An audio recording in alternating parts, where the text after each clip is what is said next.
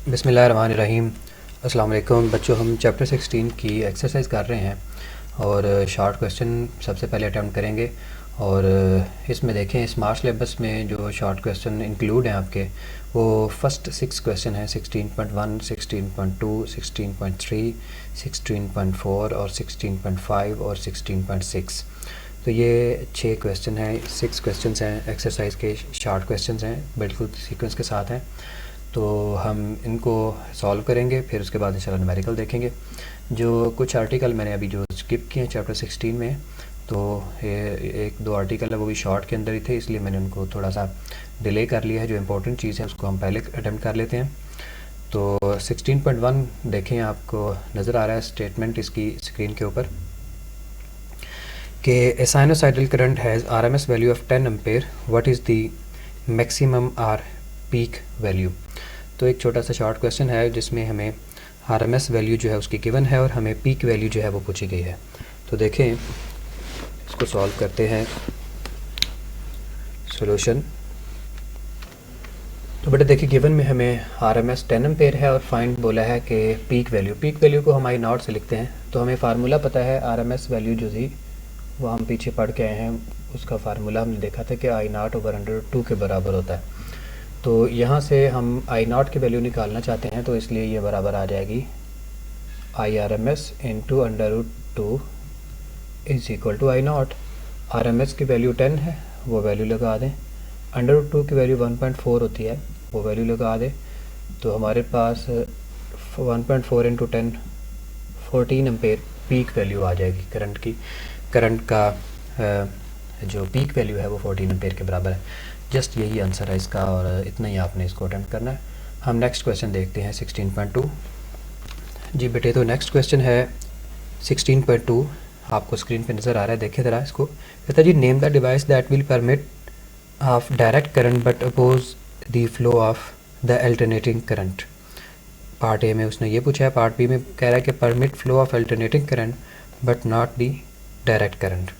तो उसने वैसे नाम पूछे हैं, हम नाम का भी जिक्र कर देते हैं, थोड़ा सा उसका रीज़न भी बता देंगे साथ, ताकि 2 नंबर जो हैं वो हमारे आसानी से वो मिल सके। तो सॉल्यूशन देखते हैं इसका।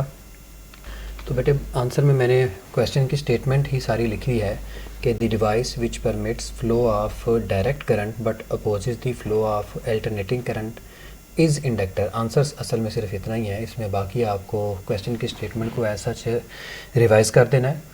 तो the device which permits flow of direct current, ऐसी डिवाइस जो डायरेक्ट करंट को तो गुजरने देती है लेकिन रोक लेती है अल्टरनेटिंग करंट को, उसका नाम इंडक्टर है। उसकी रीज़न क्या है कि हम यहाँ पे सिंस डालेंगे कि XL बराबर होता है किसके, ओमेगा L के। तो चूँकि DC की फ्रिक्वेंसी जो है, फॉर DC ओमेगा जो है उसकी वैल्यू 0 होती है, तो इसका मतलब XL जो है वो 0 होगा। XL क्या चीज़ थी, रिएक्टेंस ऑफ द इंडक्टर था। तो रिएक्टेंस ऑफ इंडक्टर 0 का मतलब है कि it will not offer any of the resistance against the flow of AC। So inductor is a device which allow the flow of the direct current. तो यही उसने पूछा था, the device which permit flow of direct current. तो ये direct current को आसानी से गुजरने देगी, क्योंकि DC की फ्रिक्वेंसी 0 है, उसके लिए इसकी रिएक्टेंस क्या हो गई है, 0 हो गई है। तो ये आसानी से डायरेक्ट करंट को पास कर देगी। But opposes the flow of alternating current, लेकिन अगर अल्टरनेटिंग करंट है तो उसके लिए फ्रिक्वेंसी 0 नहीं होगी। इसी तरह से आप लिखते हैं, for AC omega will not be equal to 0, so that's why XL will also not be equal to 0। So it will stop the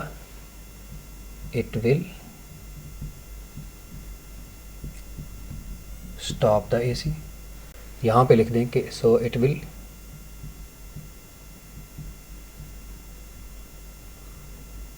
allow the DC। ये DC को गुजरने दे रही है, चूँकि XL के लिए इसकी वैल्यू 0 नहीं है, तो ये हर्डल देगी, ये रेजिस्टेंस देगी, इसकी रेजिस्टेंस 0 नहीं है। तो ये रीज़न है। इसी तरह से इसका बी पार्ट देखें। बी पार्ट में उसने पूछा था, permit flow of AC but not the DC, यानी AC को गुजरने दे और DC को स्टॉप कर ले, तो वो कैपेसिटर है। फिर दोबारा हम यही इसका आंसर लिखेंगे। तो दोबारा फिर मैंने क्वेश्चन की स्टेटमेंट को ही रिवाइज़ किया है। The device which permits flow of AC but opposes the DC, जो DC को रोक ले एसी को गुजरने दे, वो क्या होता है, वो कैपेसिटर होता है। तो उसकी रीज़न भी क्या है कि एक्स सी बराबर होता है 1/ओमेगा सी। तो फॉर डीसी डायरेक्ट करंट के लिए जो ओमेगा है वो ज़ीरो है, तो एक्स सी जो है वो तो इन्फिनिटी हो जाएगा, something over zero infinity. So it will stop the completely stop the DC. लेकिन चूँकि फॉर एसी क्या होगा, for AC omega will not be equal to zero.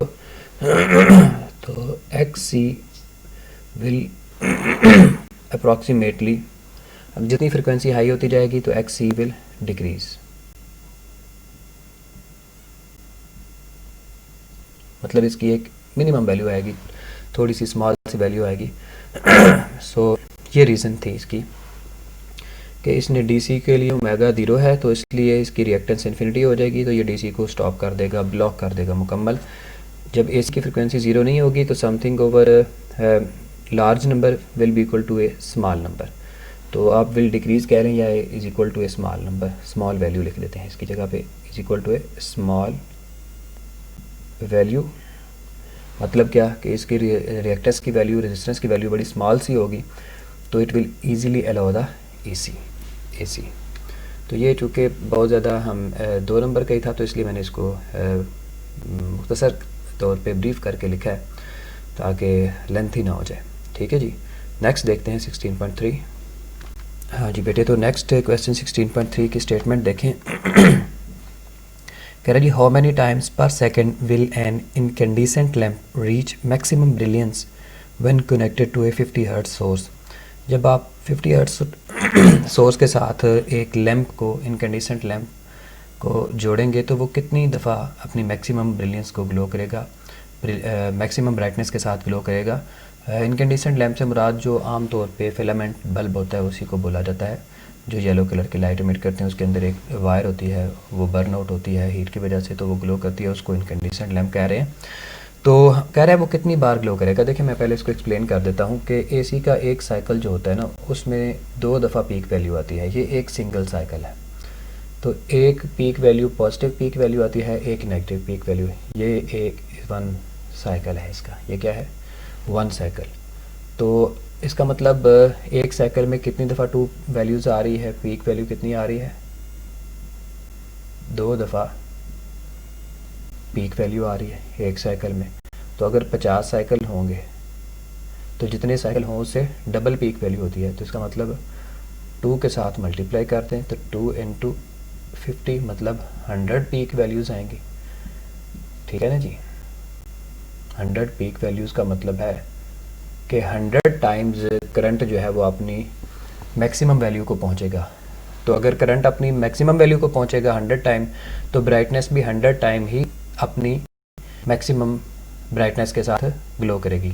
जो बल्ब है वो भी 100 टाइम ही अपनी मैक्सिमम ब्राइटनेस के साथ ग्लो करेगा। तो 100 टाइम हमें मैक्सिमम ब्राइटनेस मिलेगी। तो मैं इसको लिख देता हूँ अब। जी बेटे, तो मैंने इसको लिख दिया है कि in 1 AC cycle there are 2 peak values of maximum current. जो मैंने पहले फिगर ड्रा की थी वो भी आप बना सकते हैं, कोई ज़रूरी नहीं है कि आप ना बनाएं। अगर आपके पास टाइम है तो एक्सप्लेन करें जहाँ तक मुमकिन है। So for 50 cycles current will get 50 cycles. So for 50 cycles current will get 100 times its peak value. 50 cycle के लिए करंट जो है वो 100 टाइम अपनी पीक वैल्यू लेगा, which will make the bulb to glow 100 times with its maximum brightness.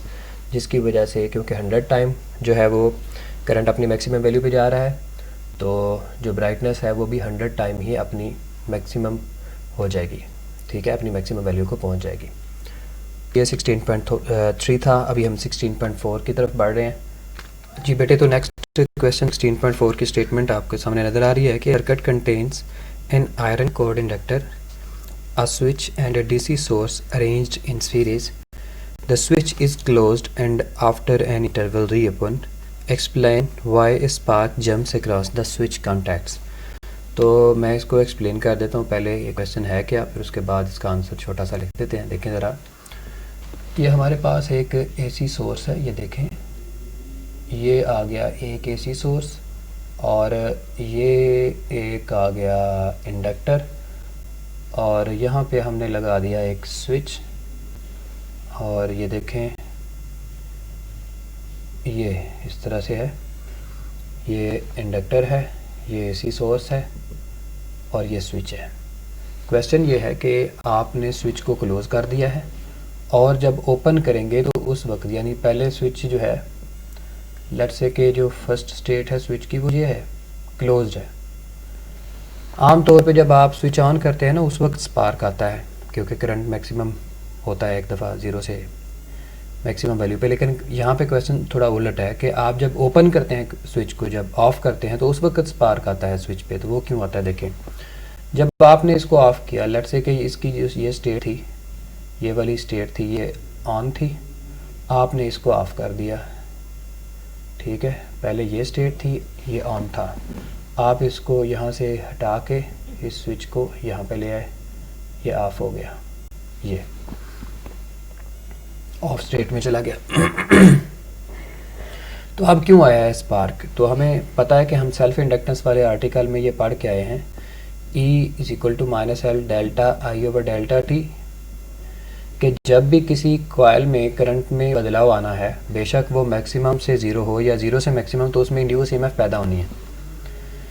तो वो induce EMF असल में यहाँ पे स्विच के टर्मिनल्स पे प्रोड्यूस हो जाती है इंडक्टर की वजह से। इंडक्टर का पोटेंशियल यहाँ पे स्विच पे आ जाता है, तो वो एयर के ज़रिए से वो करंट जो एंड पे प्रोड्यूस हुआ है वो फिर और तो उसको पाथ नहीं ना मिला, क्योंकि स्विच तो आपने ऑफ़ कर दिया था। स्विच ऑफ होने से सर्किट डिस्कनेक्ट हो गया। अब उसके पास जो पाथ बचा है फ्लो करने के लिए वो तो सिर्फ एयर ही थी, तो वो एयर के ज़रिए से वो करंट फ्लो करने की कोशिश करेगा, जिसकी वजह से वहाँ पे हीट भी प्रोड्यूस होगी, वहाँ पे आयंस भी प्रोड्यूस होंगे एयर के अंदर। तो वो एयर के जो मॉलिक्यूल्स हैं वो एक्साइट और डी एक्साइट होंगे, तो वो लाइट इमिट करेंगे, जिसको हम स्पार्क का नाम देते हैं। मैं इसको लिख देता हूँ। तो ये बेटा जिसका आंसर था, मैं इसको फिर से रीड आउट कर देता हूँ कि when switch is reopen the current in the circuit decreases from its maximum value to 0। This changing current produces an EMF across the inductor which produces spark across the switch contacts. तो ये हमारे पास था इसका answer. अब हम next question की तरफ देखते हैं जी बेटे। तो नेक्स्ट क्वेश्चन है 16.5 कि how does doubling the frequency affect the reactance of an inductor and capacitor. यानी फ्रिक्वेंसी डबल करते हैं तो रिएक्टेंस ऑफ इंडक्टर पे क्या फ़र्क पड़ेगा और रिएक्टेंस ऑफ कैपेसिटर पे क्या फ़र्क पड़ेगा।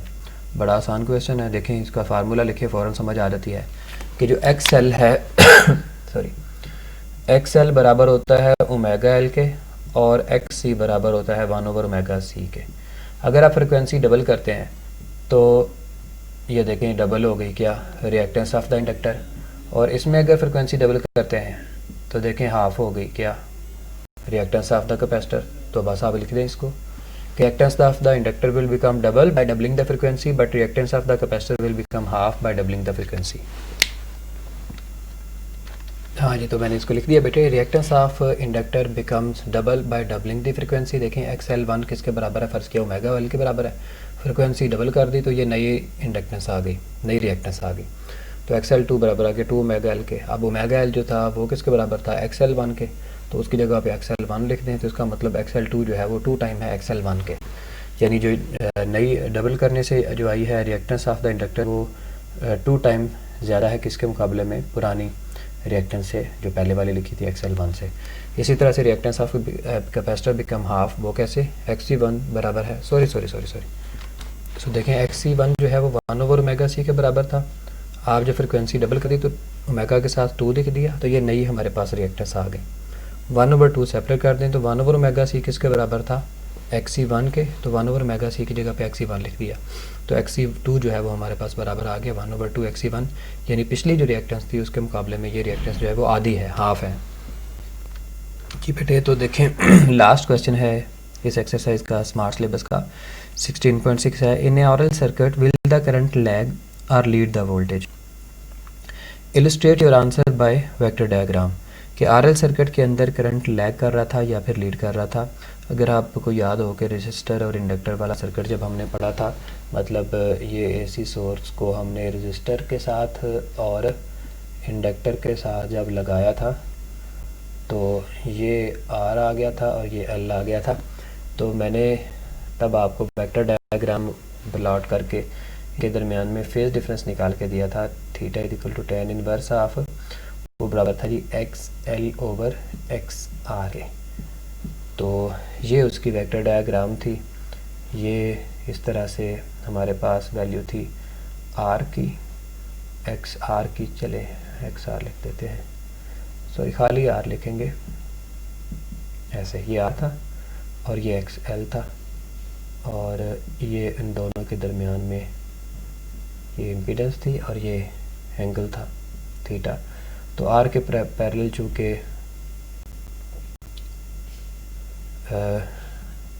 I था और ये टोटल वोल्टेज थे। आप यूँ याद रख लें, वेक्टर डायग्राम में मैंने बोला था कि ये वोल्टेज हैं अक्रॉस रेजिस्टर, ये वोल्टेज हैं अक्रॉस इंडक्टर। तो इसको हमने VL ऐसे भी लिखा जा सकता था जैसे पहले लिखा है, ऐसे भी लिख सकते हैं क्योंकि उसने करंट और वोल्टेज के दरमियान में फेज डिफरेंस मांगा है। तो करंट जो है वो हमेशा VR के पैरेलल होता था। तो ये थीटा फेज डिफरेंस था, π/2 का फेज डिफरेंस नहीं था। यानी इस फेज डिफरेंस के साथ लेस देन π/2 फेज डिफरेंस के साथ वोल्टेज लीड कर रहे थे कि इंडक्टर RL सर्किट के अंदर वोल्टेज जो है वो लीड करता है और करंट लैग करते हैं कितने फेज डिफरेंस के साथ, इस फेज डिफरेंस के साथ। तो मैं ये आपको लिखवा देता हूँ, ये वेक्टर डायग्राम आप बना लीजिएगा साथ। तो बेटे ये इस तरह से हमने इसको डिक्टेट कर दिया, यही वेक्टर डायग्राम थी। ये आ गया जी in RL circuit the current lags the voltage, current lag कर रहे हैं और voltage lead. So theta is equal to tan inverse of VL tangent inverse of VL/VR phase difference. इस फेज डिफरेंस के साथ करंट लैग करेगा और voltage lead करेंगे सॉरी। तो वोल्टेज लीड कर रहे हैं और करंट लैग कर रहा है। थीटा tan इनवर्स जो है फेज डिफरेंस इतना। सो इसकी वैल्यू VL और VR की जगह पे आप V equal to IR formula लगा के, so I am very sorry for the interruption. So theta tan inverse इसके इक्वल था जी, हमने उसकी VL और VR की वैल्यू लगा के, ये हम सारा क्वेश्चन पहले रिपीट कर चुके हैं। सिर्फ बताना मकसद था कि π/2 फेज डिफरेंस के साथ लीड नहीं कर रहा वोल्टेज, बल्कि इस थीटा फेज डिफरेंस के साथ जिसकी वैल्यू यहाँ से हमें मिलेगी उसके साथ लीड करेगा और करंट जो है वो लैग करेगा। तो ये क्वेश्चन हमारे यहाँ पे ख़त्म हो जाते हैं। हम इंशाल्लाह कल न्यूमेरिकल शुरू करते हैं और ये चैप्टर 16 हमारा एंड हो जाएगा। अल्लाह हाफिज़।